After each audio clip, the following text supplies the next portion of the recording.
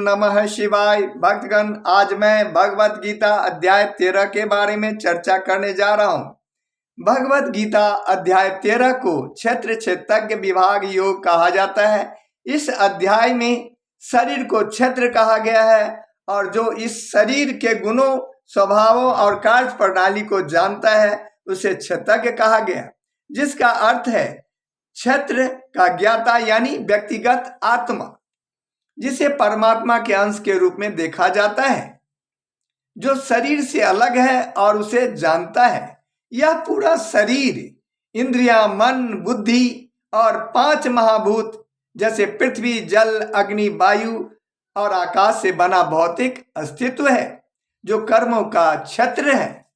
क्षेत्रज्ञ यह वह चेतना सत्ता है जो क्षेत्र में रहकर, मतलब शरीर में रहकर उसे जानती है, जो वास्तव में परमात्मा का ही अंश है।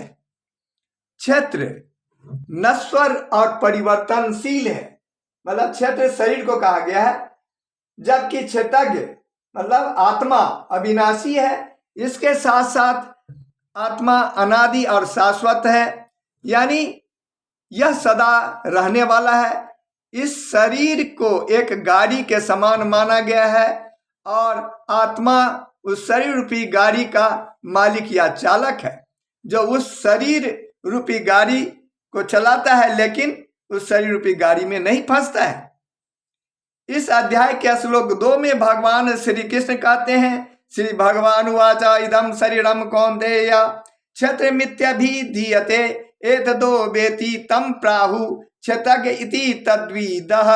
इसका अर्थ है, भगवान श्री कृष्ण कहते हैं, हे कुंती पुत्र अर्जुन, इस शरीर को क्षेत्र कहा जाता है और जो इसे जानता है उसे विद्वान लोग क्षेत्रज्ञ कहते हैं। यह श्लोक शरीर और आत्मा के बीच अंतर को स्पष्ट करता है। फिर इस अध्याय के श्लोक 13 में भगवान कहते हैं, सर्वतः पाणिपादम तत्सर्वदो शिशिरो मुखम सर्वतः सुति मल्लोके सर्वमावृत्य तिष्ठति।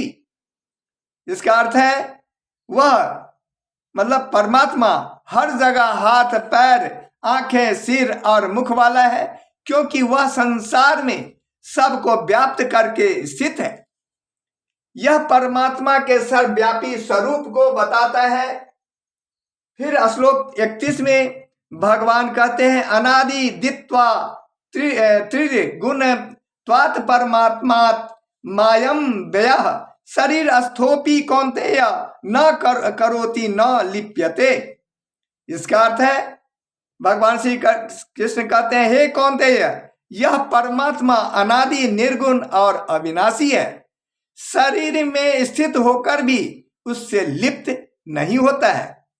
इस अध्याय का मुख्य उद्देश्य शरीर और आत्मा के भेदों को समझाना है, ताकि मनुष्य अपने वास्तविक स्वरूप मतलब आत्मा को पहचान सके और शरीर के बंधनों से मुक्त होकर ज्ञान प्राप्त कर सके। भक्तगण, ये थी भगवद गीता के 13वां अध्याय के बारे में जानकारी।